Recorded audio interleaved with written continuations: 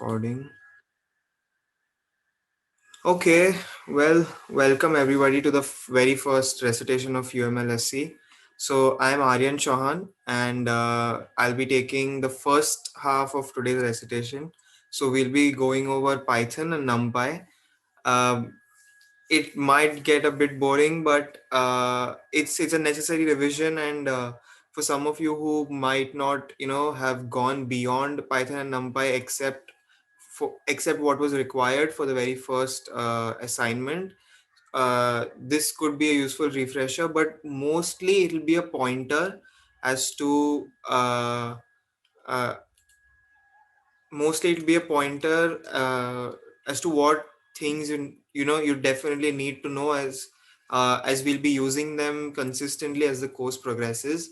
So that's what it'll be more about. We will go over them fairly quick because it's the second section that is more important. So the second section will be taken by Fennel, and he'll be going over PyTorch, which we are going to be using all the time during the course.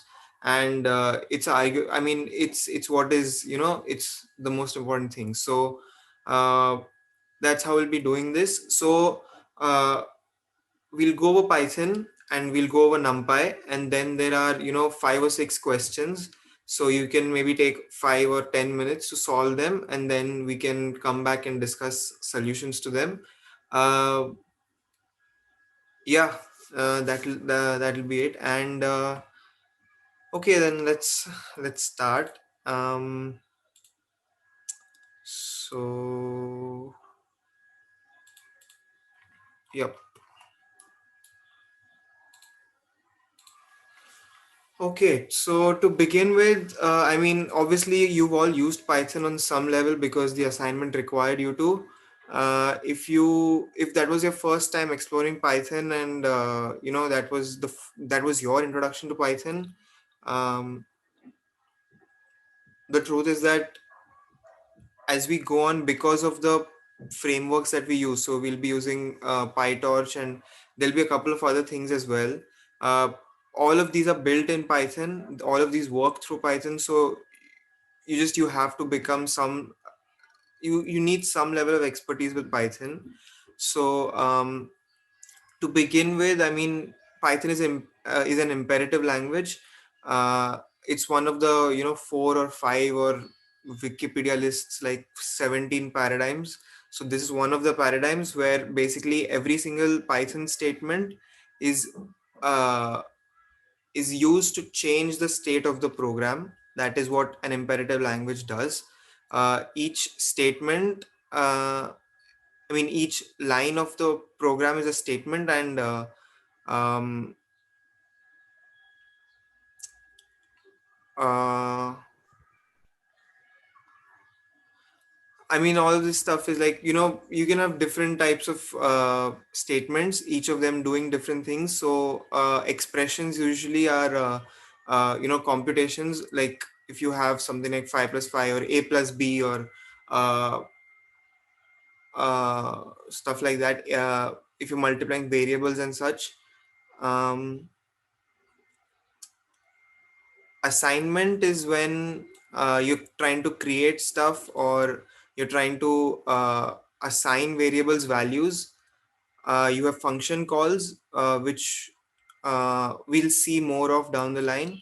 And there's obviously comments. If Comments are just comments, they don't do anything. They're discarded by the compiler before it goes into, actual program creation. So they just used to sort of express what is going on in the program for the programmer mainly. And yeah, so those are statements. They can actually be more types of statements, but these are the most common ones.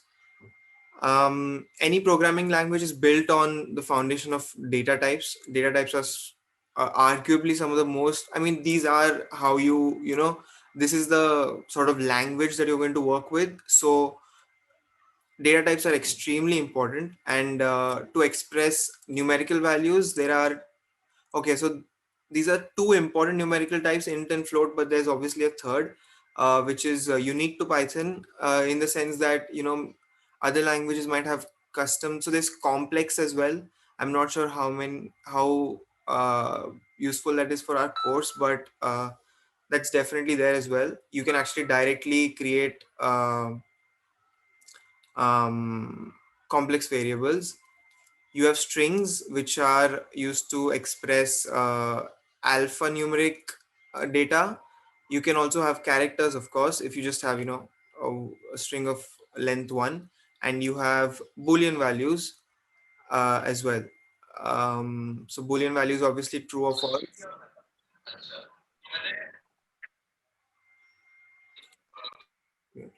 Okay.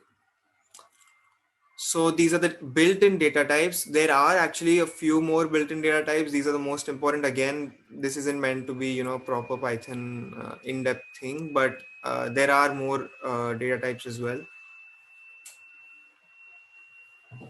One second. Yeah. Next, we'll go over functions. Functions are you use them left, right, and center. The idea of a function is basically that I have this block of code that I want to execute, but I don't want to have to write its name again and again. I want to maybe use that block of code several times in my program, and all I want to do is just write one name and tell it, okay, this is what I want you to run the block of code with. Maybe customize the block of code a bit based on what I give it. So that's all there is to functions. I mean, obviously anybody who's used any language, Java, C++, Python, you have come across functions. um, Python does have inbuilt functions which are extremely useful. So obviously print is one of them. We've gone over it during year. There's int some length. So int is used to convert any. So there's a ton of functions like this. Str comes in here. I think there's one for char as well. Uh, some obviously you pass in a list and it gives you the sum of the list, I think. And length is obviously, as we'll soon see, to find the length of a list or another or other objects as well actually. So this is where actually the most important uh, sort of creations, contributions of Pythons, which is these data structures. So these data structures are essentially, so they are also sometimes called built-in data types as well. Different places list them differently, but they are essentially just data structures. But because of how sort of ingrained they are with Python and how commonly you end up using them, people actually do call them built-in data types as well. So that's what there is, that's what they are. So lists are, I mean, they're just lists. They're containers in which you can store anything. It you can literally store any other data type. It doesn't matter, and it just pops it in, and you can pop it out again. uh, those are actual operations, by the way. You can actually, I think this does work. uh, yeah, so pop would pop out the very last element, and you can obviously insert stuff. So append is adding stuff to it. So but I would like to draw your attention to this specifically, which is slicing. So the way that you index, the way that you look up stuff in a list is by indexing. You put in numbers that this, okay, so index 0 would be 1, and this is the item that I want to access. Negative indexing is another very popular feature of Python, in the sense that instead of having to traverse the entire list and then coming to the very last item, you can just say, oh, you know what, give me the first last item from the list, and out comes 3. So it's obviously extremely representative, and it's easy to imagine. It's even easy to come up with operations that do this using variables. So you can have a lot of computation in this aspect as well. And this is augmented even more by slicing. So slicing is basically the idea of creating a view on an actual list. You don't create a copy of the list, but all you do is you create a view where you say that, okay, you know what, I have this list with these three items. I want some sort of a view onto this, and then I want to do my computations on that view. So if you do computations on the view, obviously the original list would get those changes, uh, reflected in it. But it does make it very easy to sort of think about things and work with them, right? So you can have views that do things uh, where you're skipping over every first element or every third element or every second element, I meant to say, every fifth element and so on. You could even have it go in reverse, because you can specify any item as a start item and any item as the end item. um, Someone unmuted. Okay. And the rest, so this becomes even more important when we get to NumPy, because NumPy does not go, I mean, NumPy does not play around. It augments this feature even more, and it creates this entire indexing. I mean, you can sit and learn indexing in NumPy separately. So we'll go over that a bit too later. And then these are the obvious things, print out and whatever. I mean, concatenate, just add up two lists and so on. There are dictionaries. So dictionaries are key value pairs. Yeah, hash maps if you've come from Java or something. And it's pretty direct stuff. You have a key and you have a value that is associated with the key. You want to access an item, or you could delete an item. You can obviously update the values. You can check membership just to check if, okay, what is this key present in the dictionary. Print out all of the keys, all of the values. This is how you access them. And yeah, there's obviously tons of more stuff you can do with both dictionaries and lists and tuples, as we'll soon see. So these are tuples again. Tuples are well like lists, but immutable. Immutable in the sense that I cannot update them like I could update lists or even dictionaries. So I mean, they have their own uses. The shape, I think, of an umpire is defined in a tuple. I mean, the data structure that is used to define the shape of an umpire is in a tuple, I think, if I'm not wrong. But there are uses for this, obviously, which is why it exists. So that's there. Now we'll get to control flow. Control flow is basically, so the statements that we were talking about, they're incredibly useful, obviously, in their own sense, because you're doing things to them, but you're doing things with them.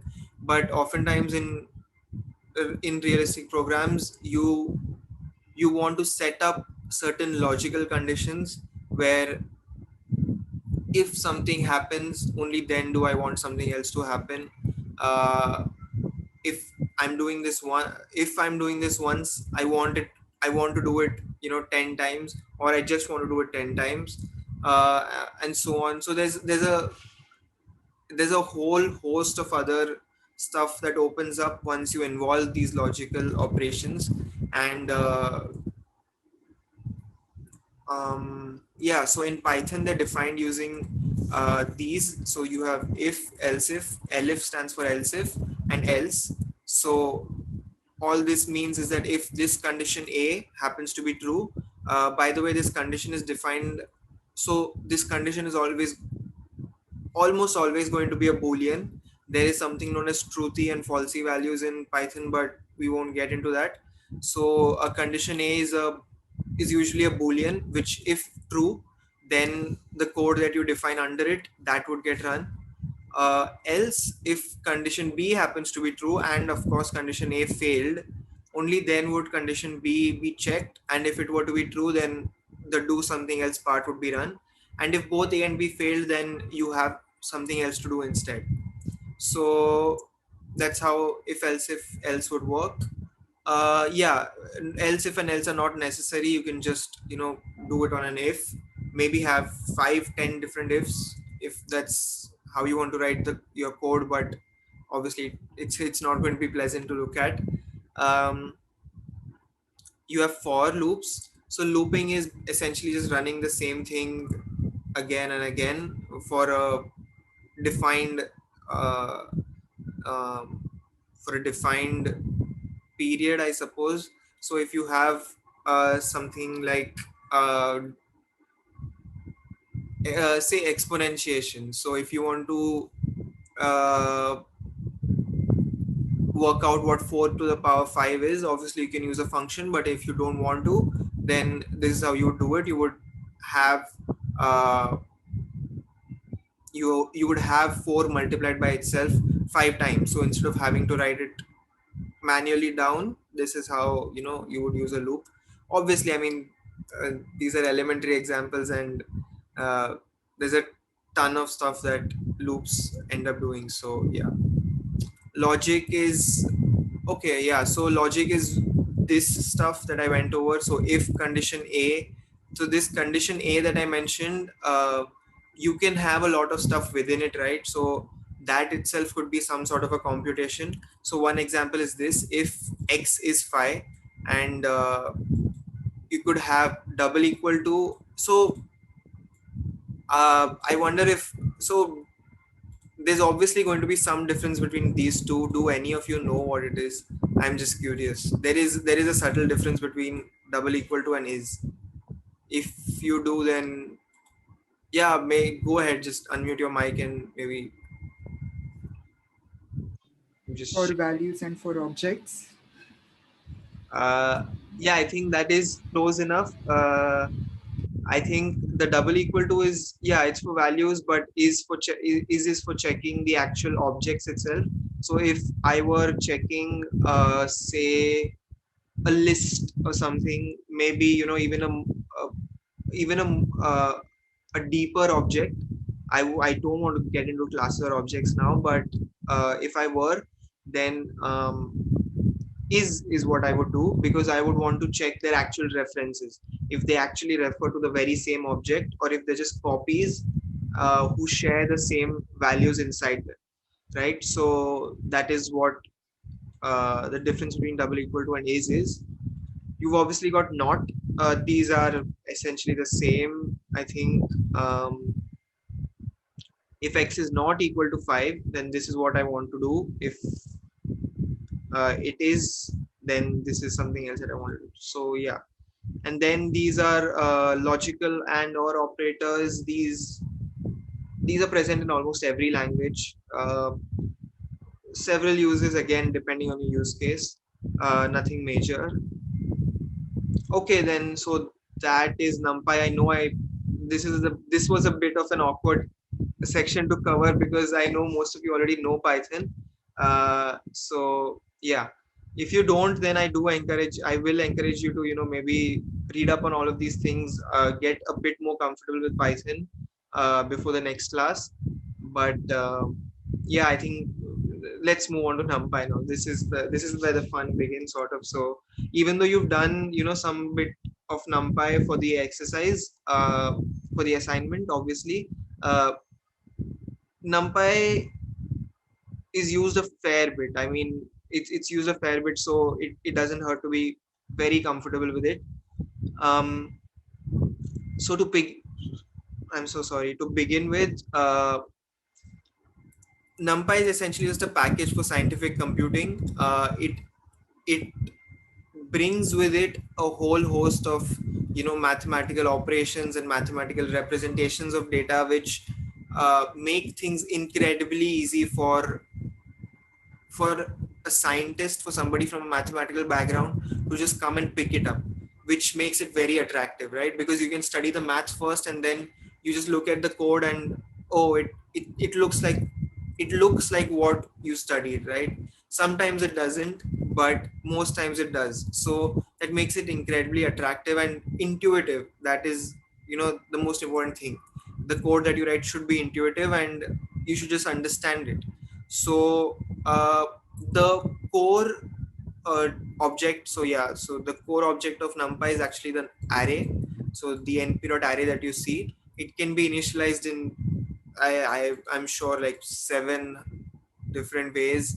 uh, don't quote me on that, but I'm sure it can be created in in a lot of different ways. So it's similar to an ordinary list, except I think there are just two conditions that come with it. One is that the dimensions of it need to be consistent. So I have it mentioned here, I think. Yeah, so it must have the same number of elements across each dimension. So you can't have just one and a two or three. That isn't allowed, of course. And the second requirement is that all of the elements must be of the same type. So that limitation was clearly not there in an array, in a list, I'm sorry. It is present in an array. And yeah, so you have an NP array. So this this is sort of the code to initialize one. Np.zeros is used to create an array of zeros, and the tuple that you pass into it is uh, is the shape that it comes out as. So if you have a 3, 4, then the shape that you get your array back as is going to be 3, so 3 rows down and 4 columns across, right? So that is what this tuple in is. And the idea of shape in NumPy is actually, it's everywhere. I mean, you're going to have to deal with it everywhere. Even when we get to even when we get to actual, like creating deep neural network layers and so on, uh, the idea of shape and dimensions is going to pop up again and again and again. And you need to be able to see those things, clearly, because you want to visualize these operations in real time. Like, you want to see, okay, so my data comes into a layer of maybe 6 neurons, and then it goes into a layer of 12 neurons, and this is the matrix that I have, this is the matrix that I have, and these are the dimensions of these matrices, because you want to verify those operations happening in real time. So getting comfortable with shape is going to be very I mean, it's a good thing to be very understanding of, I mean, to understand these things well. So yeah. And then just like zeros, you have ones. And not just that, you can create an array from different distributions if you want. So this is how you would create an array from a normal distribution. You specify the size as a different parameter into the to the function. The loc I think this stands for the mean. If you want the mean of the normal distribution to be 0, and the scale would then be, I think, uh,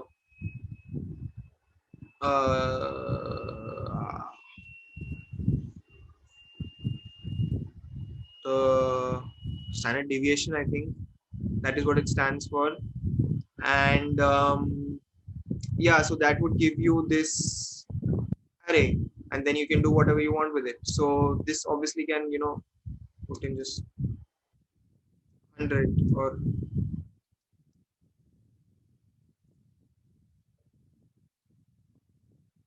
yeah. So scale is standard deviation. Yep. Okay, so this is how arrays work. So this is how you can access some of the attributes of an array. You can access the data type. So if you, I mean, it was clear, right? So all arrays need to have elements of the same type, of the same data type. So this is how you can check what its data type is. You can check the dimensions, you can check the shape, and you can obviously check the array size. So this is where, stuff sort of gets confusing. What is the difference between dimension, shape, size of an array? And then, I mean, it's clear, right? So it's written shape slash size, and then the size attribute is different. So um, dimensions, so the way that I think about it is that if I have array.shape, this gives me the size in each dimension. That is how I think about it. So if I have 3 dimensions, 3 is the size in one dimension, 2 is the size in the second dimension, and 1 is the size in the third dimension. And the number of elements stands for the total number of elements. So 3 into 2 into 1 is what is going to give me 6. And dimensions are the number of elements that you have in the shape tuple. So if you have 3 elements in the shape tuple, then that is how many dimensions you're going to have. Yeah, it would be much better to visualize this actually. In hindsight, I should have added a few more pictures. I will try to add them in the Colab notebook. In this notebook, which obviously you'll get the link for. So, you know, you can maybe have a look have a look at it, and yeah. So this is how you create a list, an array. I'm sorry, with values from 0 to 24, but 24 exclusive, obviously. Yeah, the notebook will be shared after the recitation. I'll share it with you. Yeah. So 0 to 23, and this function is used to reshape the array that you have into, you know, whatever shape you want. So I have 24 elements, so this represents the number of elements, uh, and I want to reshape it into a 4 by 6 array. So this is how I would do it. And to index elements in an array, that would obviously depend on the dimension, right? Because uh, just to be, you know, pedantic, so if I just specify one dimension, i'm I'm going to get back a I'm going to get back a number of elements, because this specifies only one dimension, whereas I actually have two dimensions. So to access a singular element in a two-dimensional array, you would need two values. In a three-dimensional array, you would need three dimensions, and so on, obviously. Um, this is where the slicing part comes in. These three lines, I think, are extremely important in the sense that, say you have an array, NumPy array, and this is of course the same one that we've used here, 4 by 6, and I want to access, uh, yeah, I want to access a column. Then the notation for that would actually be this, where I would have to specify the row, as in I want the entire row. So actually I should cover this line first.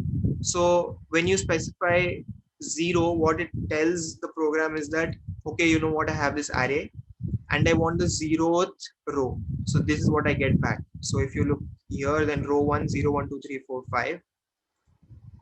When you want to access a column, on the other hand, because of how NumPy is set up, I can't just, you know, I mean, if you see here, I've only specified a row. I haven't specified anything to do with a column. But when it comes to accessing a column, I do have to specify this slice, which actually just means that, okay, you know what, I want every value in the row, I'm sorry, but I want it for a very specific column, which is the first column. So this 1, 7, 13, 9. So I want every column in the row, 1, 7, 13, 9. Every column in the row, every column in every value in every row, but just for one column. Yeah, so that is how you access a column using slice notation. You can carry forward all of the slicing principles from normal Python. So here is where, you know, things get very mucky actually. The example I've actually taken here is quite simple, but NumPy indexing in itself is like a rabbit hole. So if I just want to access maybe say these values, so the way that, so the 6, 7, 12, and 13, how would I do it, right? So I want the second row and the third row, and I want the very first column and the second column, right? So I just slice it across by row first and then by column. I just say that, okay, I want the first row, third row exclusive, 0th row, 0th column, second exclusive, and I get back, you know, this small rectangle. So that is how you do sort of indexing in NumPy. This is what, you know, mostly people end up doing. Yeah. You can also index specifically if you want.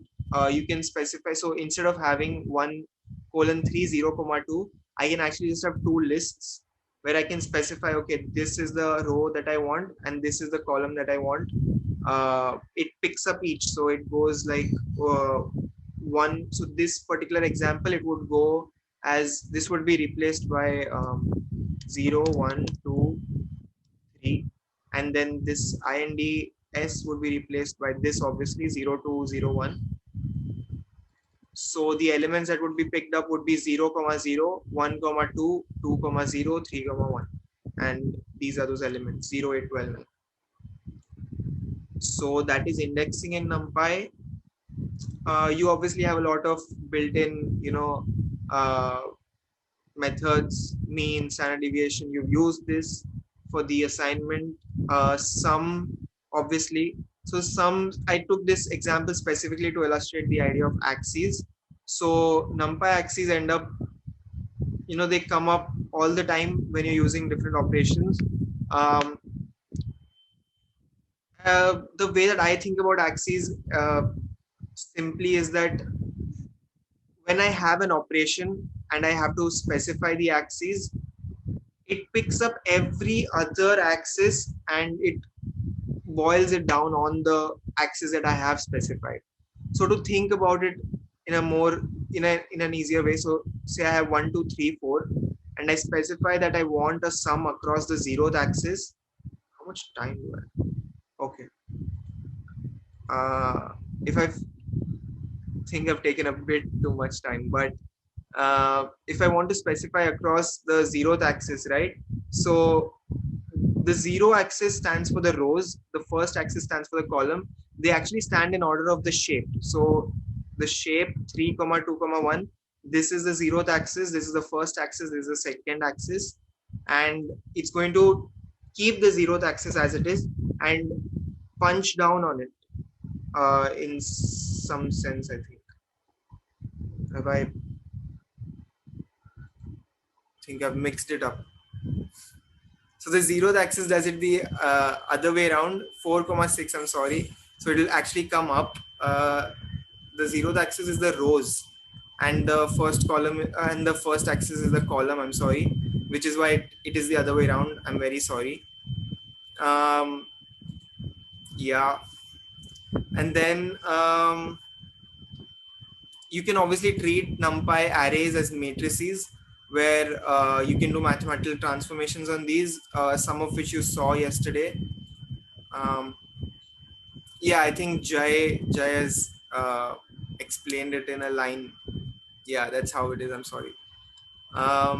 You have mathematical operations in this, some of which we saw today. So if you have row multiplication, then you can just manipulate the row directly. You have column multiplication, and then you can obviously raise the entire matrix to a power element wise. And these are transformations. So reshaping we've already seen. HStack, VStack, HStack, VStack, I think we'll come across. Yeah, I think we'll come across as well, because so HStack, VStack is basically having two arrays, but I want to combine them now. I want them to literally just come together, concatenation basically. So HStack would stack them horizontally if I have 0, 1, 2. So these two arrays, stack them horizontally, and VStack is obviously vertical stacking.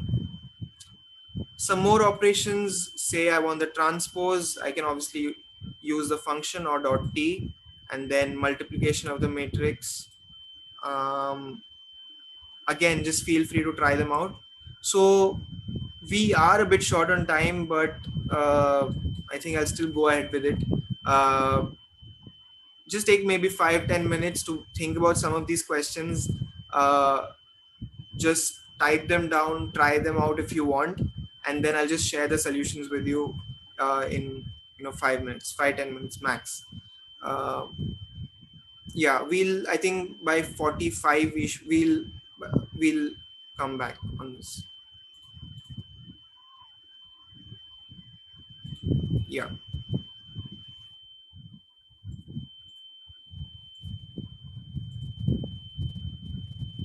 Okay, so the way that we'll do this then is that you can solve these now, and then you can ask me questions while you're trying to solve them, but we won't go over the solutions now. I'll just share this, and if you have any doubts, then you could maybe get back to us on during the office hours.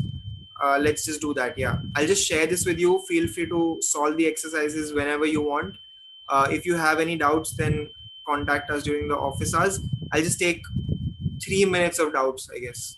So till 40, and then we'll move on to PyTorch.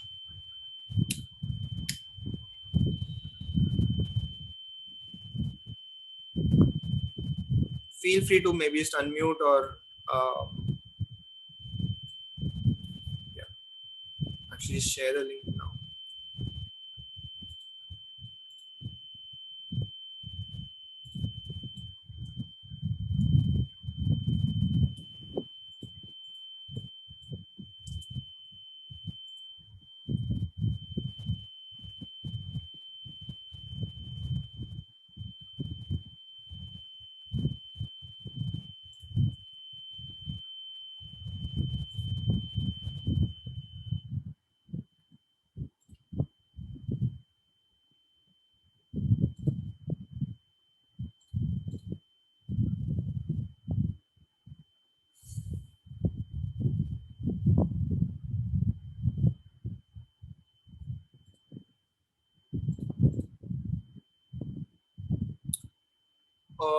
Okay, so I would encourage you to maybe just post your questions to everyone. But okay, so I've got a private question. Could you explain more about NumPy.random default RNG?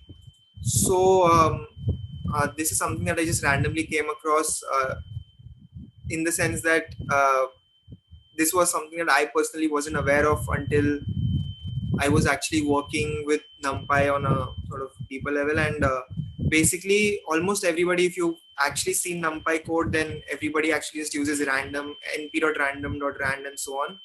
But and very recently, actually, NumPy got updated, and NumPy now recommends that you actually do all of your random sampling using this object called an RNG.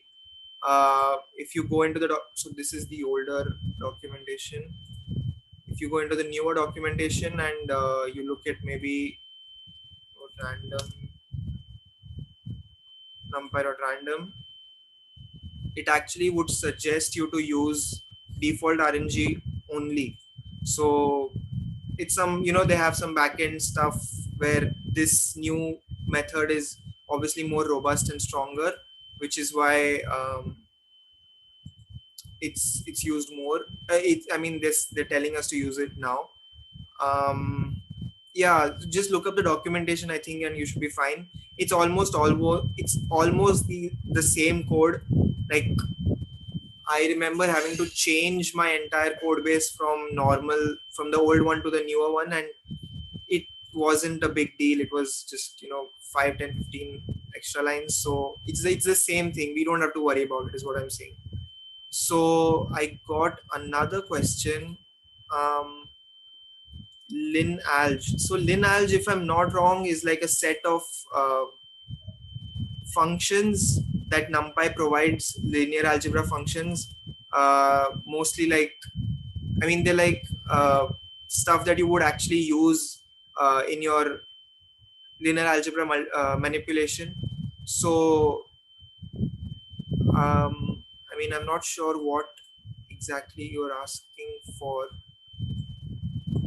Uh, there's like a ton of different Like, functions that is you access to. yeah, like NP.linear algebra is just a like a module basically inside NumPy, which has all this linear algebra operations that you can perform in metrics. So that way, it basically which performs linear algebra operations. Yeah, like we'll definitely get back to you regarding default sampling as well on campus one. Yeah, I think this doubt we'll address in Campus Wire. I'll actually make a note of this, Arvind, if I got your name right, Arvind. Yeah, Arvind. And we'll get back to it on Campus Wire. I think Fennel will now take over, and yeah, we'll begin the second section. Yep. Thank you, everyone. If you have any doubts, again, post them wherever you want. So now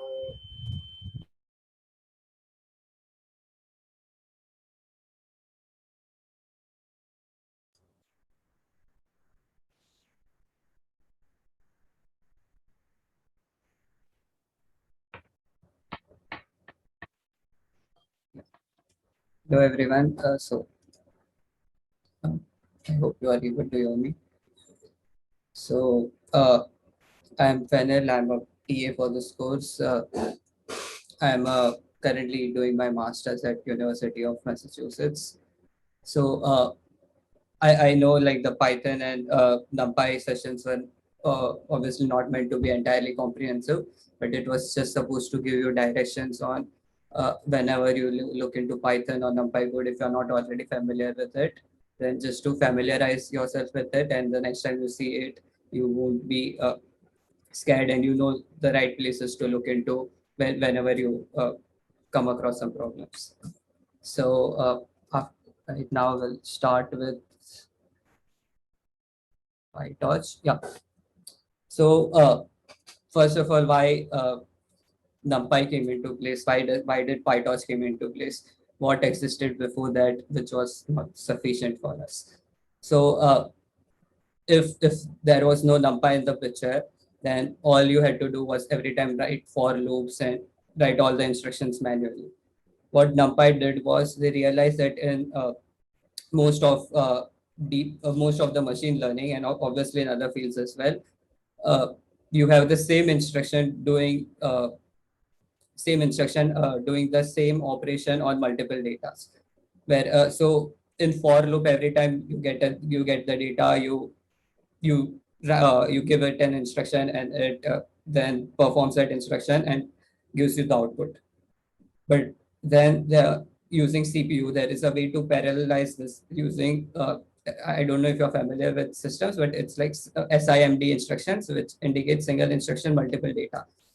And when you have to apply the same kind of operations on same data. So like let's say when I give you a matrix, then multiplying two matrices, always the operations that you're performing on each row and each column remains the same. The only thing that changes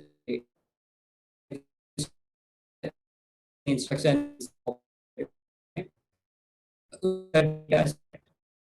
instead if you look, the operation the instructions that are used are called SISD, single instruction, single data, that work on single set of data. Whereas NumPy kind of uses this SIMD instructions, which highly fastens the runtime of your program. And I would also suggest you to try this, like take a large 1000 by 1000 matrix, multiply two of them, do it one using for loop, like it would be n cube, and do it one using NumPy. And you will be able to see the difference. Like the NumPy implementation is 100 times faster than a single for loop implementation. So that's why NumPy came into picture. And then, yeah, wait a second.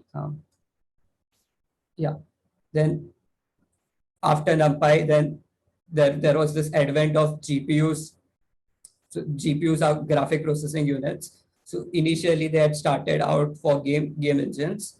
And what GPUs does are, so on CPU, you can do SIMD and like single instruction, multiple data, and fasten your application. But with GPU, there is a way to still fasten your application if if your machine supports the GPU architecture. So GPU are a specialized processing units that are created just to like fasten such kinds of operations where you have single instruction again performing on multiple forms of data, but it's instead of single instruction multiple data, the thing that GPU uses is SIMT, single instruction multiple threads. For everything, it can instantiate a different thread, and like the benefits of this are, I won't go into the details, but it's like systems for machine learning course. But so if you have a GPU support, then you can take your data, move it into the GPU, and perform operations there.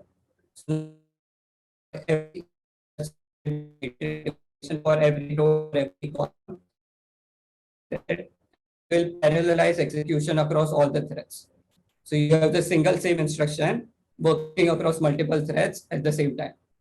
So, and for GPU, like it only allows you to do that if your machine has GPU, because GPU are specialized hardware units, and like only they can perform like these kind of operation called SIMT, single instruction multiple threads, and yeah, your CPU are not equipped to do all such operations. So and NumPy, like after the GPU came into picture, and like people realized, oh, now we can also fasten our application code using GPU. Then there was like this need for new architecture which provides GPU support. And like when I say which provides GPU support, like the entire code for writing a code for CPU and for GPU are entirely different, because as I said, the code for GPU needs to be parallelizable across threads. So you cannot have the same code that you wrote for CPU instructions to also work for GPU instructions, because because both of them are entirely different architectures. And that's why, like, one of the reasons why PyTorch and TensorFlow came into picture, because they provided GPU support. So now you can, if you have a GPU, you can fasten your applications using this code. And the best thing was, because these all frameworks, PyTorch, TensorFlow, all of them provided functions that abstract away the need for you to learn the programming in GPU.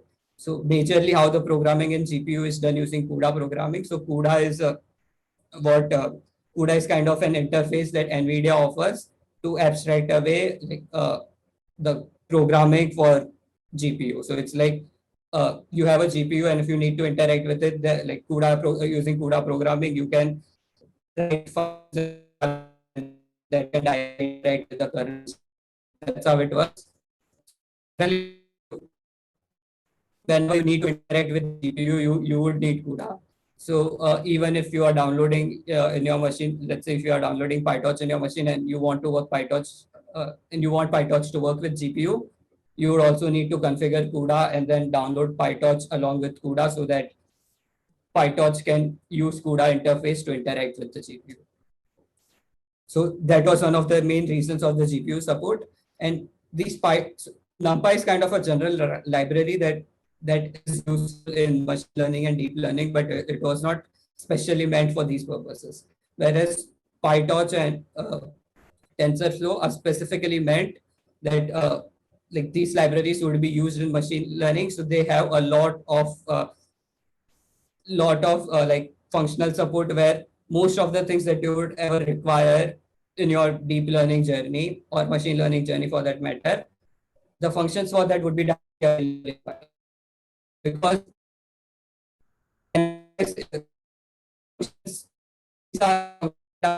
like for machine learning, for deep learning, for a convolutional neural network that we'll cover later in the section, the operation of convolution is kind of bread and butter for image nets. So for networks that you work on images in computer vision, basically.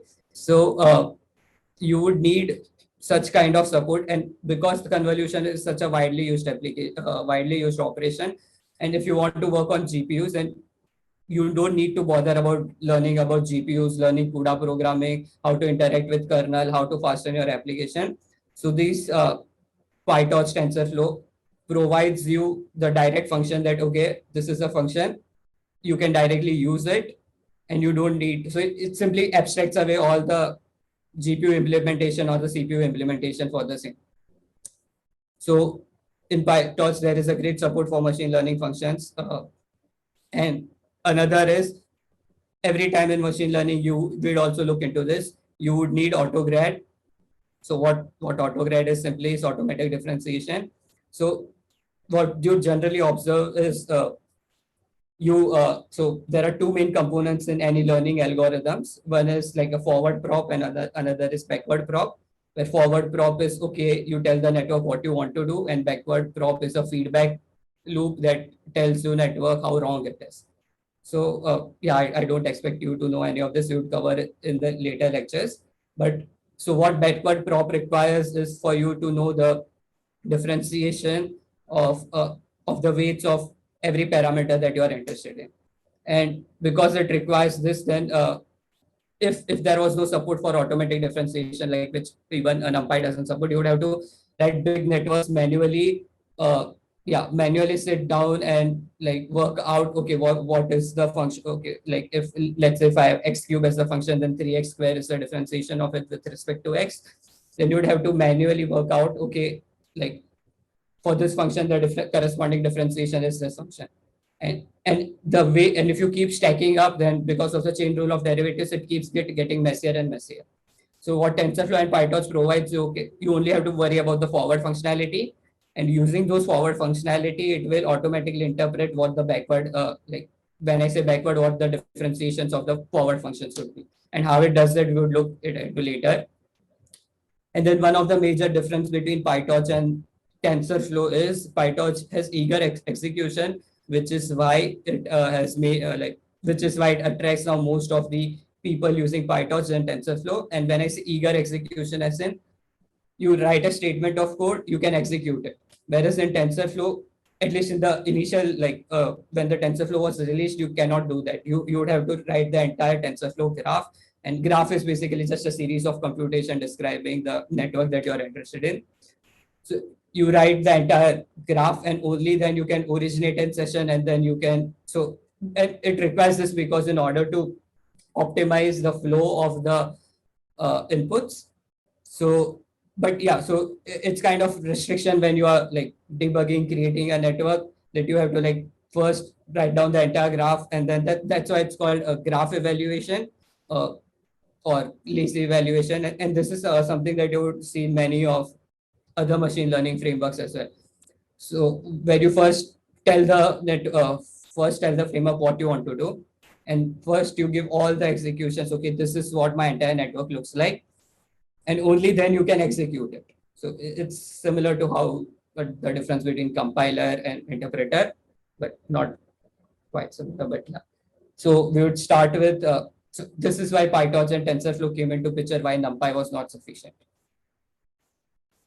And then, as Aryan was mentioning, a major component of NumPy is like n-dimensional arrays, and a simple Python language it supports 3-dimensional, 4-dimensional lists, like n-dimensional lists, but it's not optimized for that. Like most of the languages are just optimized for lists and matrices. And when I say list, it's just a 1D array, and 1D array is just a sequence of numbers, and 2D array would be a sequence of numbers. For machine learning and deep learning, you need to generalize it. You cannot work under the restrictions of okay, most of my computations would be on 2D array. For let's say if you're dealing with images, you get a 3-dimensional array, particularly colored images. The first dimension would be height and width, and the third dimension would be along the channels, which are basically the colors, RGB values. So then you are working with like 3 different dimensions. So you cannot just rely on 2D computations. Then let's say you are working with videos. Then now you have another time aspect to it. So now you are working with 4-dimensional data. Then let's say you are working with batch of videos. Then now you have a 5-dimensional data. So for different scenarios, your need for your need for n-dimensional array changes. And so it would be better that a framework would support simple n-dimensional like operations on an n-dimensional array rather than something that is optimized only for a list or a matrix. So that's why this terminology came into picture, where 1D array is called a list or a simple vector. 2D array would be a matrix. And then if you want to generalize it for any n-dimensional array, and that any n-dimensional array is a tensor. So I've got a question: is TensorFlow used more than PyTorch these days? No. So like initially TensorFlow is something that Google provided, and it came before PyTorch. So I guess TensorFlow was released in 2015 or 2016. So, and because it gave all the GPU support, and all of the community were very quick to adopt TensorFlow. And at that time there was no PyTorch. And then, but because TensorFlow provided this lazy evaluation, and it was becoming hard to debug all the code, because it was cumbersome to first define your entire network, and only then you can see, okay, what the results of the network are. And that's why like Facebook released PyTorch, and then as PyTorch was released, so generally what I have seen is PyTorch is more adapted by researchers, and while defining your network, while working with, okay, what you want to work with. And then TensorFlow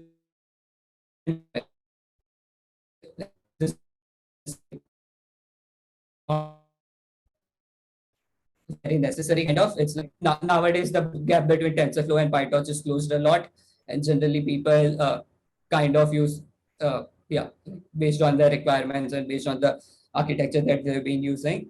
But yeah, but in terms of speed and evaluation, initially PyTorch was slow, TensorFlow was fast because of all the optimizations. But now that bridge has also like closed down a lot.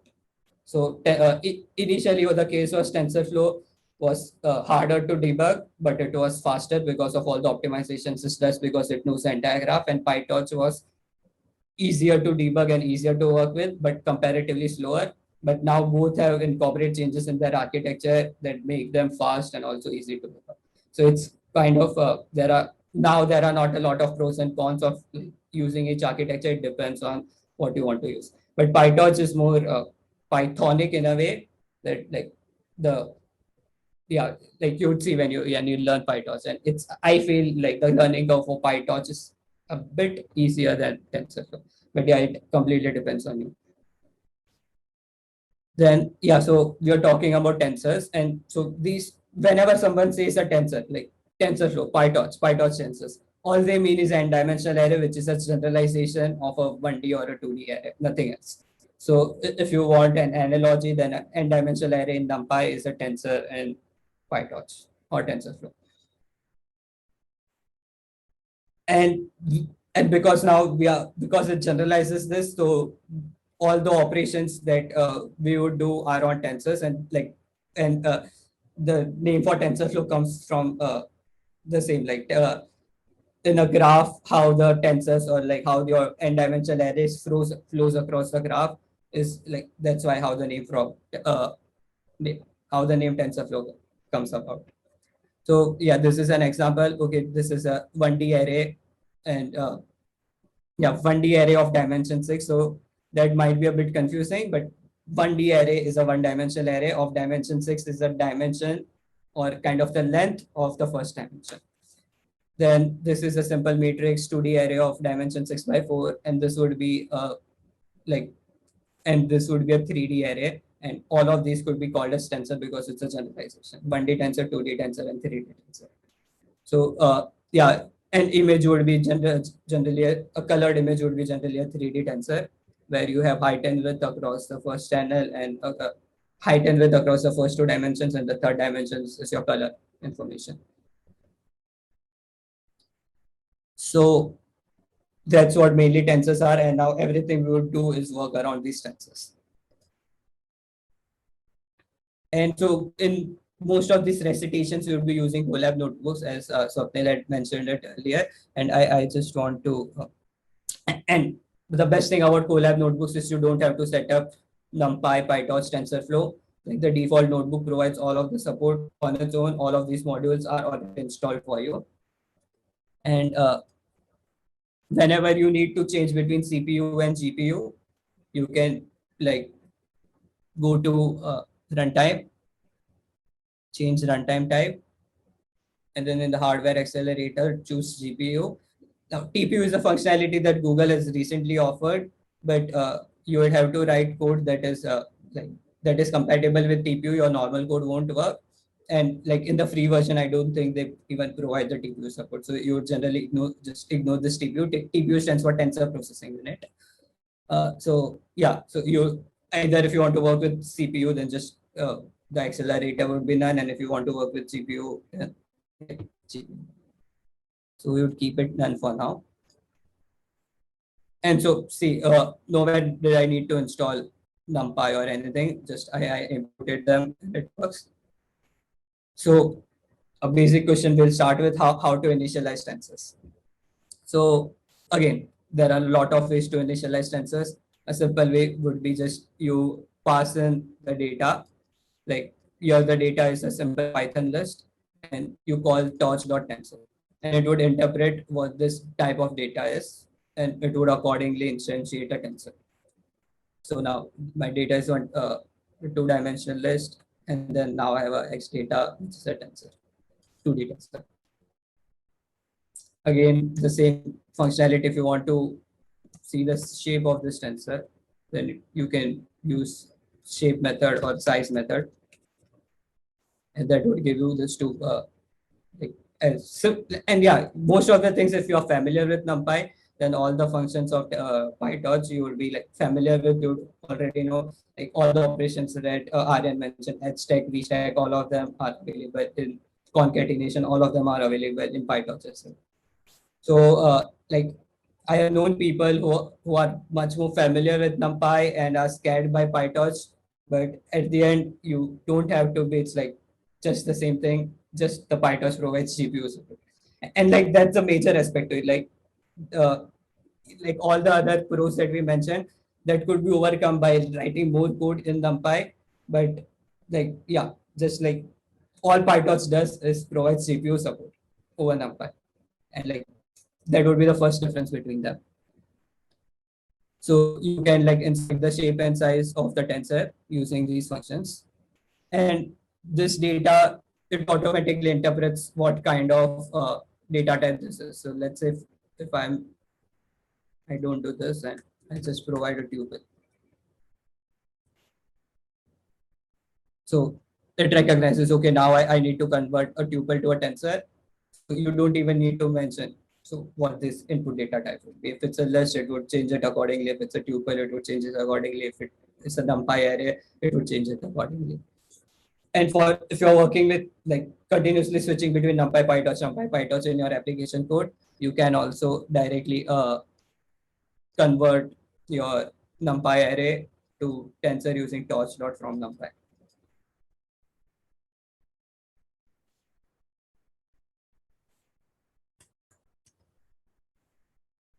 And you have the same thing. Like my data was 1, 2, NumPy array was the same, and now I have a tensor. Okay. Now, let's say you already have one tensor and you need to duplicate it. So there are these functions like torch.onceLike, torch.trendLike. What it does is it infers the shape of X data. So I think I would switch this back to this.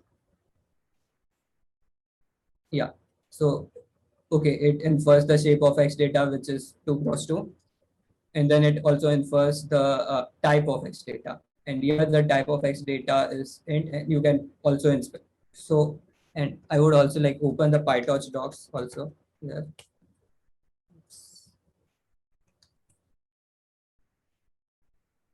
So, and like the best thing about PyTorch is their awesome documentation. So anywhere, if you need to know, okay, what this function does, what this does, you can just like, all everything that you need to know, you would find it here. And also in an understandable language for a newbie. So all the functions that are kind of available to you on a tensor, you would observe it here. So here what we can do is just for d type, and you know, okay, the like data type of my each element of the tensor is int64, like 64 bits reserved for an integer. So what this torch.onceLike would do is get the shape from X data and also get the data type, which is in 64, and it would create ones that are in 64 and of the same size. And if you want to change the data type, then there is also an argument of d type. Let's say I want to make it a float. So now what I have are some random numbers with the same shape of X data, but now the data type of them is float. We can also change it again to in64. Yeah, because this is random and like the output of the random would be float. So yeah, we cannot do that. But oops.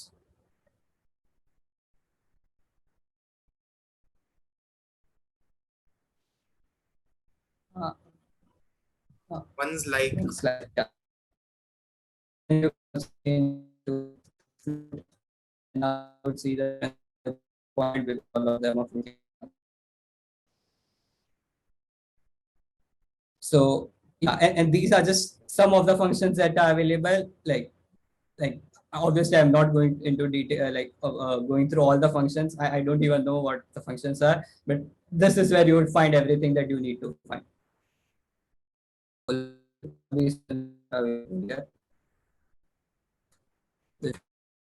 find okay what is we just search on slide, go to here, and okay what does what the functions are. what each argument indicates. So you would find all the information that you need in this PyTorch nodes. And then again, these are just again some other functions, random ones, zeros. Ones would give you like whatever the shape that you require, those much amount, like it would make a 2x3 matrix and fill it with ones. Torch.zeros would fill it with zeros. Torch.rand would fill it with random values. Again, each of them would also have now a D-type argument that you can provide to change what these, like if you generally, like what you would observe is you would be only dealing with floating point numbers because all your weights, all your inputs are just floating point numbers. So as you're talking, torch.tensor.shape provides you what the what the dimensions of the tensor are. Tensor.dtype provides you like the and this tensor is just like a torch dot some random tensor. So yeah, so don't confuse like this tensor with torch.tensor. Like torch.tensor is a function that's provided to you, and this tensor is just a name. We can just replace it with some random thing.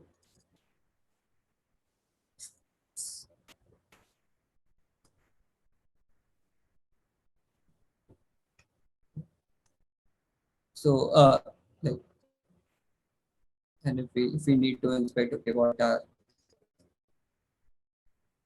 so this is our tensor. It's a 3x4 tensor because our shape of that was 3x4 that we provided here.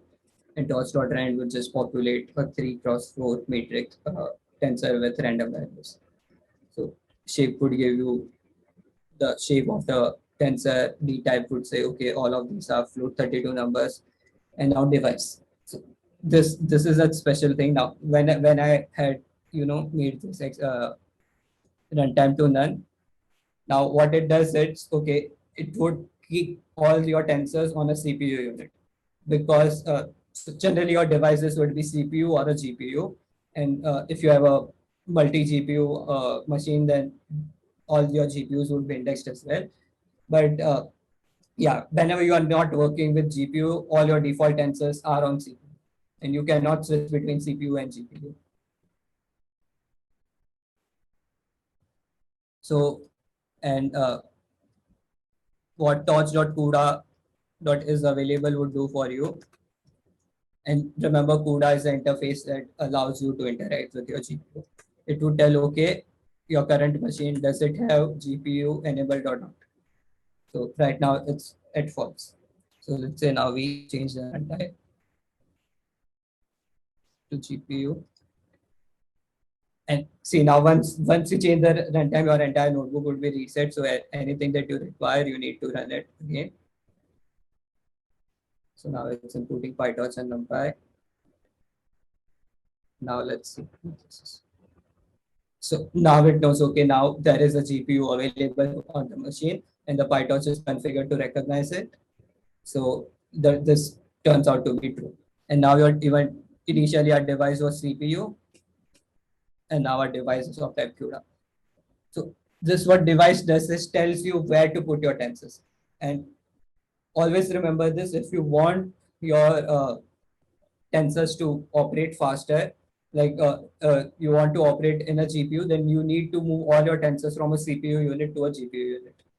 All the GPU operations can only be performed on the data that is located in the GPU unit. So if my data is like on CPU, then any operations that I perform on it would be the CPU implementations and not the GPU implementations. And again, GPU implementations are much faster than the CPU implementations. So when I say that okay, T is my torch.tensor, and now when I provide devices CPU, it okay, create this tensor and keep this tensor in a CPU unit.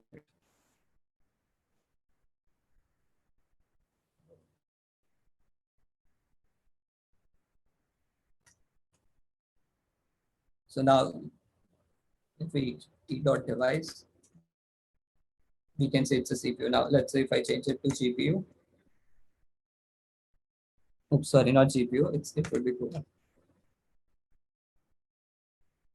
now you see it's taking time because it's okay initializing the tensor, moving it to a GPU.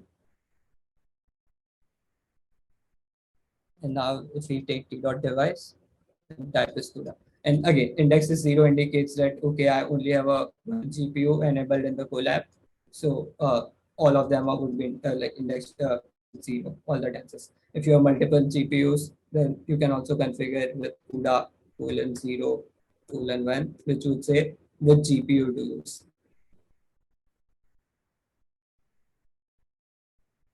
So now we don't have this Iris tensor initialized. Just run all these cells.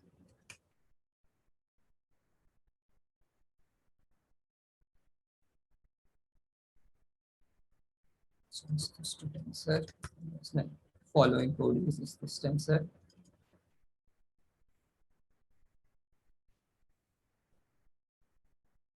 Yeah.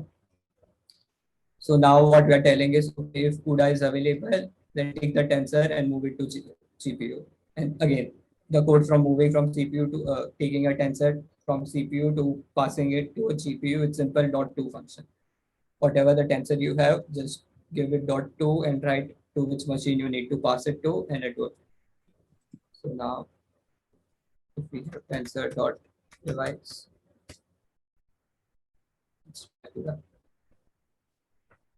so working with GPU in PyTorch is pretty much very easy. Like if you have a CPU, all you need to do is take all the inputs that take all the inputs and bits that are in your network, move it to a GPU. You are done. Like all the functions, all the naming conventions remain the same. If I'm like doing some operation tensor.sum, if the PyTorch would automatically interpret, okay, this tensor is CPU on CPU, then it would do a CPU implementation, and if it's on CUDA, then it would do a GPU implementation function. And same goes for all the same goes for all the operations in machine learning. So like all the operations that are related to neural networks, deep learning, you would find it in torch.nn, the NN stands for neural networks. And torch.nn.functional is a functional API, and like we won't be going into neural networks in this recitation because you are not familiar with it. Once we cover it in lectures, we'll look into the functions that are in torch.nn and torch.nn.functional. So now, so indexing is same as NumPy, exactly the same. So I won't be going over through it again. Like exactly what Aryan had explained. Take the tensor, a colon indicates, take like this tensor is if you remember, 2-dimensional tensor with 3x4 dimensions, a random tensor of 3x4. So what it would do is, okay, colon would take all the first dimension. So my first dimension are the rows, correct? So as Aryan had explained, the initial dimension would be a row, then second dimension would be across columns, and the third dimension would be across steps. So it would take all this and set the first index of each row to 0. So that's what happened here. Then what concat does, it simply takes all the tensors and concatenates them. So now dim1 would be across the first dimension, and this would be like a edge stack. So take all these tensors and concatenate it across the first dimension. Like dimensions are indexed by 0. So when I say 0, like the dim is equals to 0 would interpret to do the operation on rows. Dim is equal to 1 would do the operation column wise. Dim is equal to 2 would do the operation depth wise. So 1 means column wise, just take all of these and like in the column direction. So just append all of these. And if we make it to 0, then it would be like a V stack. All these tensors would be appended to the rows. Then multiplying tensors, again, dot mul or normal your multiplication sign in Python as well would do an element wise multiplication of tensors.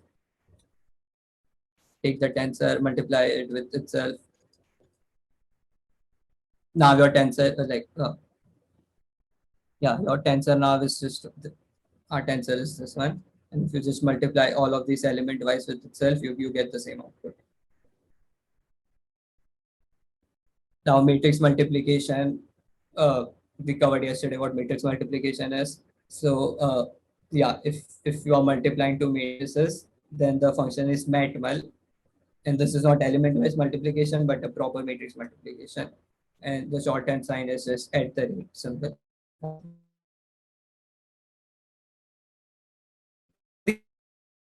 Like the what arguments you pass, you get a new answer and out. And all these functions have a corresponding another function that is appended by an underscore, which are called in place operations. So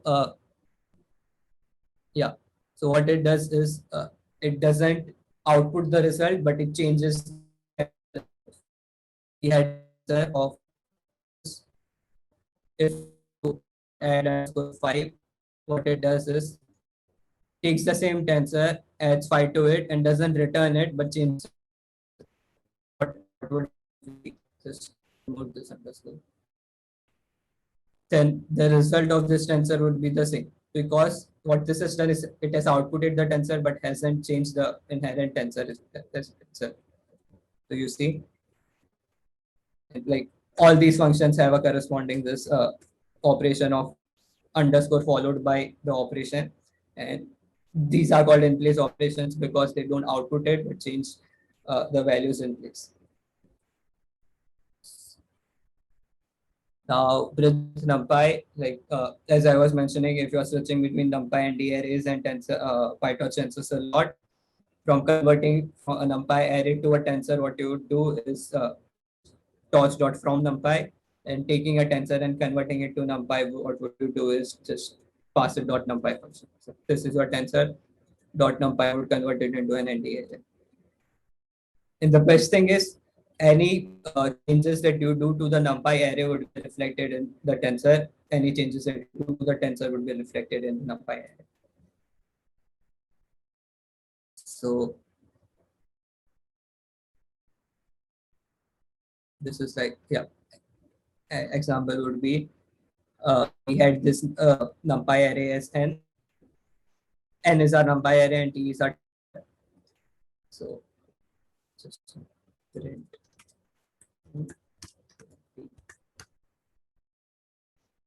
n is our NumPy array, t is our tensor, and now if I change this n, np.n add, what it would just do is take this and add one to all of it and output it in the kind of similar to an in place operation. What you would see, okay, the NumPy array itself changed because of this instruction, but our tensor also changed. So you can easily switch between NumPy and TensorFlow, and the changes would be reflected in both of them. So an example again, this your and NumPy array is simply 1, 2, 3. Now if I change the first index to NumPy of 200, then tensor would be again 103. So these are all the documentations linked. Now we have not covered anything related to NN here because we'll do that in the next lecture, next recitation. So this torch would any function set is along with like torch.1, torch.1 slide, torch.random. It is inherent to PyTorch. Torch.tensor is all the operations that are available for you on the tensor itself. So you create, and the best thing about this documentation is every function comes with an example, so you also know how to use it. So you call a tensor and all the operations that are available on this available tensor. Then torch.device, we went over to some functions. Torch.cuda.device tells you, okay, which device your tensor is on is available, tells you whether you have a CUDA, whether you have a GPU available in your machine or not.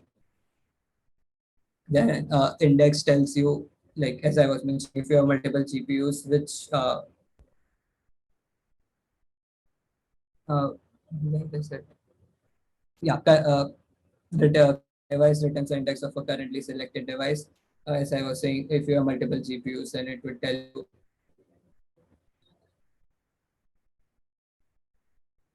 Yeah.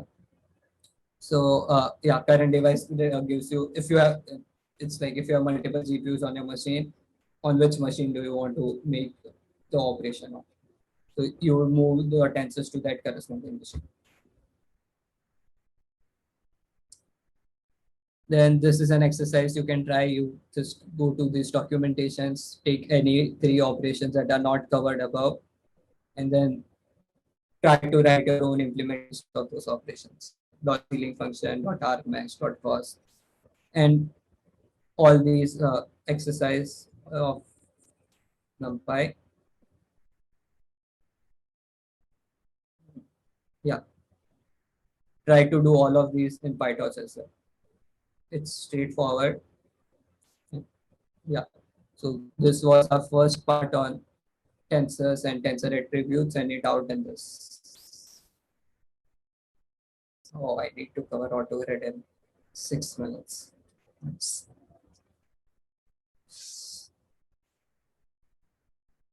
So if you have any doubts, I am not waiting because we are running low on time. But yeah, just post it in chat. So now the other important aspect of PyTorch that we saw is it provides you automatic differentiation. And yeah, so all you need to do is just define your forward function and it will tell you what your backward functions would look like. So what I mean by that is, we'll see. So let's say we just create two random tensors, 2, 3, 6, 4. Now what requires grad tells you is that the operations that you do on A and B needs to be tracked. Why they need to be tracked? Because any operations that you do would be composed of multiple operations. Like let's say we do this 3a cube minus b square. Then first you take the A tensor, you multiply it with itself, multiply it with itself, multiply it with 3, do the same kind of some operations on B, then take them together and subtract it. So here your final operation, the final operation is using power, multiplication, and subtraction. So it's composed of all these three operations. And when you tell requires grad is equals to true, what it would do is it would track everything, every operation that you do on A and B. And once it has tracked all of it, then okay, we'll see what I mean by that. So what? Oops.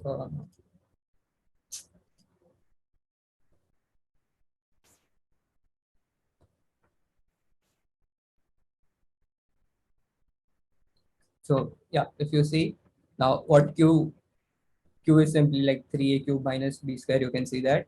But now what grad function is it has tracked what the last operation on this Q was. So let's say if we change,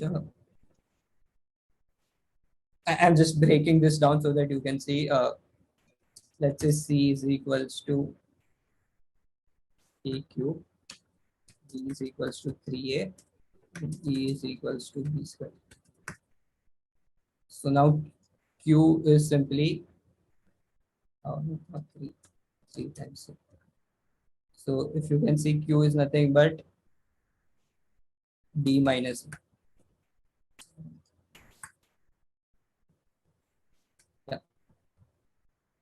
Yeah. So now it has tried Q is like the subtraction of D minus E, like the last operation that was performed on Q was subtraction. Now if we let's look into D, the last operation that was performed on D was multiplication. If you look at C, the last operation that was performed on C was R backward. So I have a question here. What is the use of this tracking in real life problems? Yeah. So why it needs to be tracked is because you need to know what the last operation of it was to know what the gradient of this why like requires grad is equal to true. All it says is okay, I need to know what the gradient of this tensor would be, but gradient with respect to what is now what we'll look into it. So I'll say what the use of this tracking is mainly. So now since we are all I hope you all know differentiation. If we just partially differentiate this with respect to a, we get 9a square. If we do it with respect to b, we get minus 2b. And now if we like calculate okay, now like your forward network is simply this much. Take a and b, do some operations on it, and your output is q. So let's say this is a very basic work. Then if you call okay, what I would do is okay, output is equals to sum of q. So our q was minus 12, 65 1D tensor, and our output is 53. Now let's say this is a mini network that takes a and b, and now outputs is 53. So it's like 3a cube minus b square and sums across everything. And then we can call output dot backward.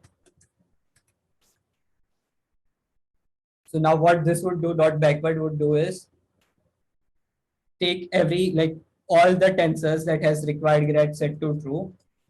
It would calculate I think so what so what it would do is take a and b, perform all these operations. So from a your information flows to c, from c it flows to d, from b it flows to e, and using d and e uh, graph, computation graph. And then what it do is because it's operation last operation that was performed changes, using the chain rule of differentiation, it can find the differentiation of q with respect to a and b. And so the way we would see this is a dot grad. So what grad indicates is del q by del a, this part. So if we can see this 9a square, you can see, okay, a is 2, a square is 4, 9 times a is 36. 3 square of 3 is 9, 9 times 9 is again 81. So how did it know, okay, that differentiation of del q by del a is 9a square? We know it obviously because we have gone through differentiation. But see, you can chain a lot of operations like this, and all it uses is the chain rule of differentiation for this. So you have your output, and what chain rule of differentiation requires is for you to track the previous operation that has occurred on that. So yeah, because of the interest of time, I won't go into much detail for this, and we can wrap it around. And then if people want to hang around, I can show how this backward propagation, not backward propagation, but how this automatic differentiation works, how it uses chain rule, but it's not required. So so all we need to do is just pass call dot backward. And the main thing that you need to realize is output. Why I use the sum of q, because the output needs to be just a scalar value. Only then you can back propagate all your values to it. If it's not a scalar, you need to pass an argument this external grad. So this would complicate things a bit, but all external grad does is, okay, you have some output, let's say, yeah, output. Let's say our output is this output. And what it does is tells you the differentiation of output with respect to your vector q. If your q is not a scalar, if it's, let's say, a 1D vector, then differentiation of a scalar with respect to a vector would give you a vector. And then this vector needs to be passed to external grad. And then you can take your pass q dot backward to it using external grad. So what it does is, okay, now you have this del output by del q here. And then what PyTorch does for you is calculates this del q by del q by del t. Yeah, pass through your back propagate your gradients because these functions are tracked. you have your output, and it would back propagate them using this track functions that, okay, now it knows, okay, the last operation that was performed on me was addition. So, and we know how, like, what, like, if a plus b, then if my output is a plus b, then the gradient that I need to propagate to a is del output by del a, and I need the thing that I need to propagate to b is del output by del b. So, and for a plus b, it's simply 1 comma 1. So the thing that it propagates to both the sets is 1 comma 1. So, and like all the gradients for, and every operation that you do on a comma b, and if a and b have requires grad is equals to true, everything that happens on a and b is also tracked. So, like, the grad attribute for c would also be set here.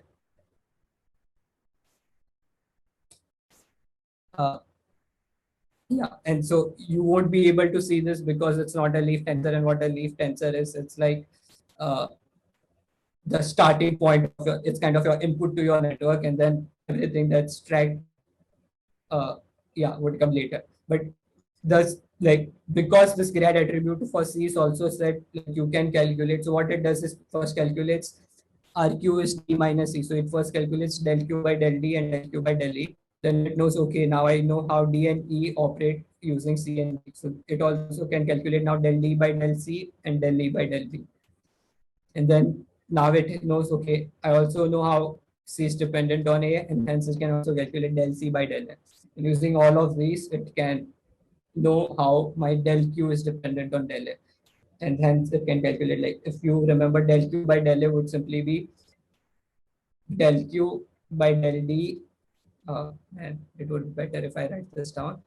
But I think you get the idea how the chain rule of differentiation works. And this is just like ensuring our like 9a square and a dot grad match, and minus 2b and b dot grad also match.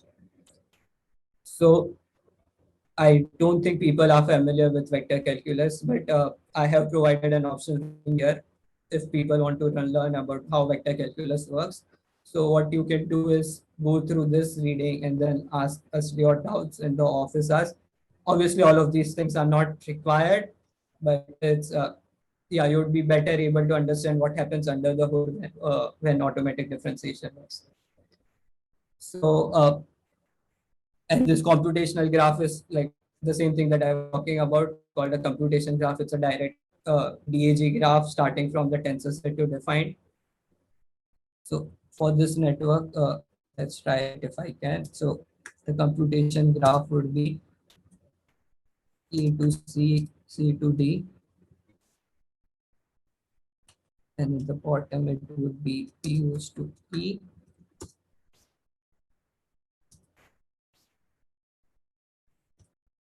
And now, like, all of this would be for Q. So Q is kind of common between these two. So that's how your computation graph would be. So your leaf tensors are A and B that are defined earlier. And then and because you know for each edge, you know how the backward function works. So you have this backward function for each edge, and each edge, what each edge does is it knows what the last operation was. And that's what we saw using this grad function attribute. You know what the last operation is, you know the corresponding backward operation for that. So using chain rule, what you need to do is just multiply all of these backward components of each edge together and get how your A and B are dependent on you. So that's mainly about computational graph. And see, by default, this requires grad is set to false. So you need to explicitly mention that, okay, so if I have X and Y, so because this, yeah, so for X and Y, the requires grad is set to false, for Z, the requires grad is set to true. So since A is an operation on X plus Y, both of them, no operations are tracked. Does the requires gradient? No, it doesn't. And I think what we can do is we cannot observe the gradient for this, but we can see that requires grad would be set to true. Like all the intermediate nodes in your computation graph. And then here x plus z, what it does is, okay, now you are tracking all the operations that are done on Z because request grad is true. So any operations that any tensor that is dependent on Z would also have the request grad set to true. And hence you would see that for B, the request grad is set to true because B is dependent on Z. And then yeah, I don't expect you to understand what this recent and all model is, but let's say now you have some models which has many weights. And if you want to just do it for your inference, you need to, okay, ensure, okay, now I don't need to track all the operations that are happening on that. Then you can just set for all the parameters, just set your request grad to be false. And also you can do the same with torch.nograd. What it does is it tells you that I'm not interested in the gradients. Please don't track the gradients. Please don't compute the gradients. I'm just interested in the forward network. And yeah, and that's it. So it for if you see, okay, I have a tensor that whose request grade is set to true. And if I do some operations on A, then out.request grade is true. But with torch.nograd, no gradients are tracked. And even though out is dependent on A, its request grade is set to false because I've indicated that there is a no, I don't need to track all of this because I'm not interested in calculating the gradients. So yeah, I would insist that it's fairly easy. The matrix calculus, it's just a bit long. So if once you understand this, then you can also go over through this optional reading. And if you don't understand, we'll be happy to cover it in office hours. But by no means I expect you, like the course doesn't expect you to know this vector calculus at all. All we need is just like normal differential calculus in 1D domain. So any doubts? I think I extended it by 10 minutes, but yeah. And like how AutoGrad works is if you just have a high level overview of it, then I guess it's sufficient.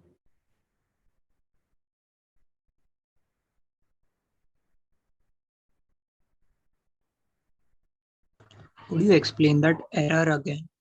The one where you typed then some error, right? Yeah. I didn't understand. This one, right? So what I meant is, okay, this A, like what this indicates is, okay, A and B are my leaf tensors. All I've said is, okay, I need to track everything that's happening on A and B. C is a tensor that's dependent on A and B, but it's like the C, like if you see this, like I hope you know that, okay, this like the output of D goes to Q and the output of E also goes to Q. So what happens here is A and B are the ones that are your leaf tensors, and everything that you do is just to track what the gradients of A and B are. So the gradients of C is just helping you out to know, okay, what the gradients of A are. But since it's not a leaf tensor, because it's like, when I say a leaf tensor, it's just like in this DAG, just the leaf node. And what the leaf node is just the input to your computation graph. So the entire computation graph is created to track the changes on your inputs. So in most cases, you are just interested in knowing the gradients of A and B with respect to the output of your computation graph. Sorry, I said it in the reverse. The differentiation of output with respect to the inputs of your inputs to your computation graph. So del Q by del C, del Q by del D, all of these are computed, but you don't have any use to them because all they do is just help you to determine del Q by del A and del Q by del B, because those are not the leaf tensors. So at the end, what you are interested in, del Q by del A and del Q by del B. So using the chain rule, del Q by del C is computed. That's why request grad is set to true, but the PyTorch is not allowing us to see that. Like, okay, like it's just the dot grad attribute of tensor that is not a leaf tensor is being accessed. So same, it's like these are not the leaf tensors and the grad attribute is trying to be accessed. Will be populated during autograd dot backward. If you did want the gradient for a non-leaf tensor, you start dot retain grad on the non-leaf tensor. So yeah, it's like pretty self-explanatory. If we like when we do C, let's try this dot. Add. I'm not sure if this would work.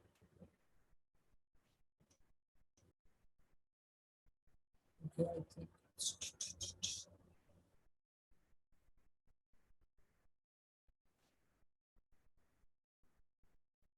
it's returning, and but I think I'll get back to you. It's like no point wasting everyone's time in this, but yeah. So, but in most of the cases, you won't require accessing the grad attribute of C because all you are interested in del Q by del A and del Q by del B. I'll get back how can you like get the grad attribute of your intermediate tensors that are not leaf tensors. Okay, my doubt got clear. Thank you.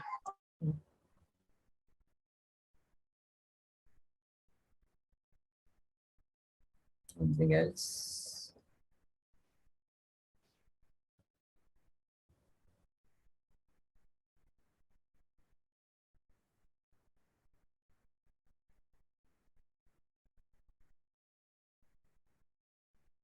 Okay. So yeah, you can contact us on Discord if you revisit all the both of the notebooks and all the three notebooks. And now PyTorch is something that we needed because it's kind of like every future assignment and every future recitation would be building up on these concepts. So yeah, so I just familiarize yourself with tensors, attributes and functions on tensors, and play around with the AutoGrad and see how differentiation looks.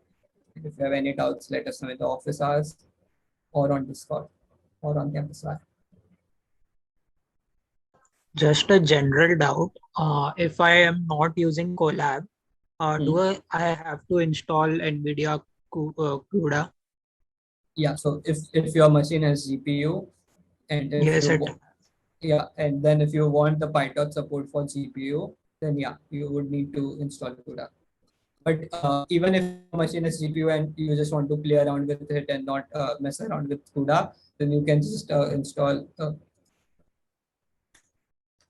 You can just install PyTorch with CPU build, and then even that works.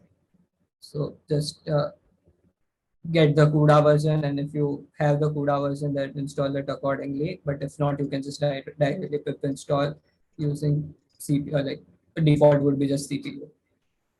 But if you don't have CUDA, then PyTorch won't work with CPU.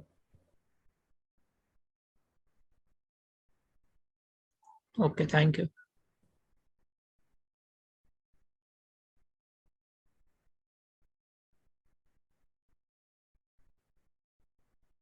Anything else?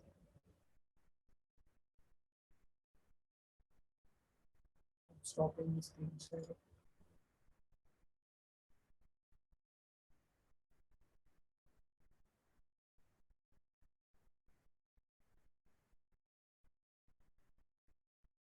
This is only for NVIDIA GPUs. No, so CUDA is for NVIDIA GPUs, but like like NVIDIA is the main manufacturer of GPUs, and CUDA is an interface that's provided on top of this. So and PyTorch uses the CUDA interface. So that's why if you have NVIDIA GPUs, then you will be able to install CUDA, and only then you will be able to work with PyTorch. Right. So, Fenil, I have an AMD GPU in my Mac. So, what should I use for? Like, what would be supported on that then? So, I don't know if NVIDIA provides an CUDA interface for other GPUs that are not built on NVIDIA, but for PyTorch, you would need the CUDA support. So I think what you need to look into, like the CUDA, downloading CUDA for AMD GPU. I think it should be available, but I'm not sure. Right. Okay. Thank you.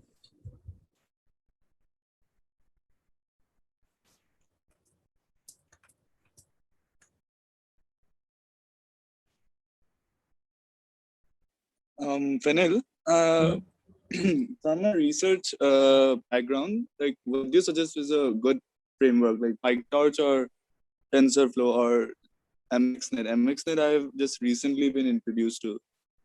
Yeah, I would say PyTorch. Like if you need to delve into research, then the major component would be to read the code of other researchers, other papers that have been published. And I've never hardly seen like anyone, like most of the researchers just use PyTorch. Like all of the GitHub repos would be written using PyTorch. They would have, some of them would have TensorFlow implementations as well, but majorly, like majorly, most of the researchers work using PyTorch only. So in that case, I would suggest using PyTorch.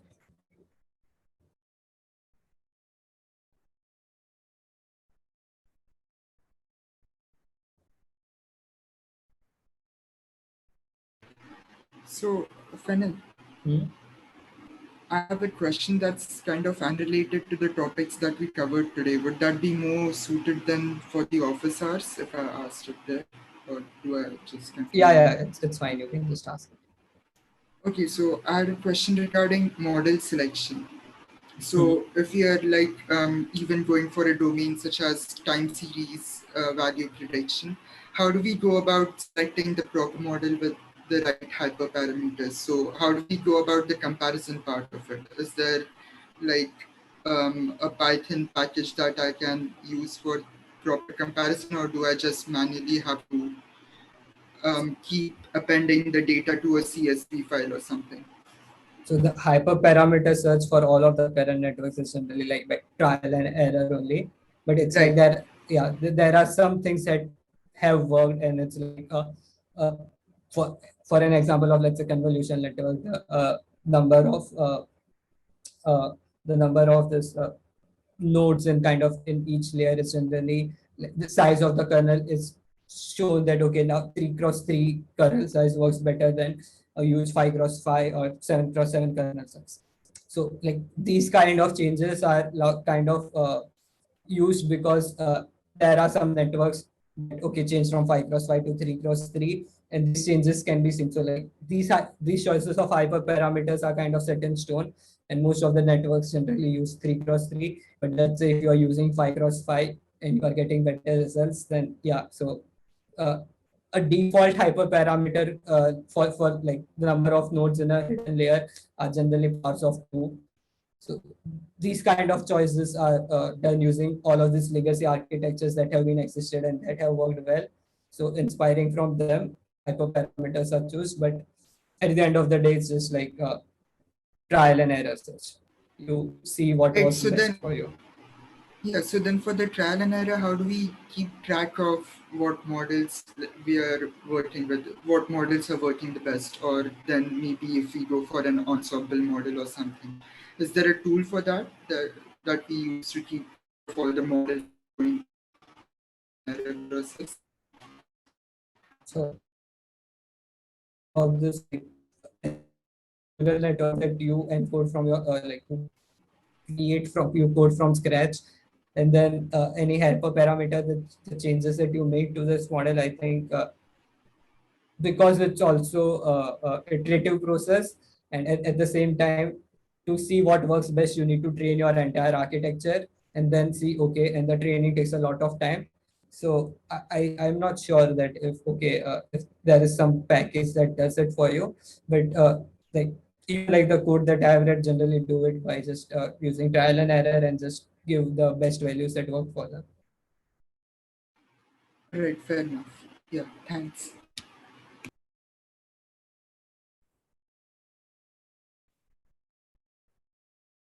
Okay, so seeing no doubts, then yeah, if you have any further, just ping us on Discord or on Campus Wire.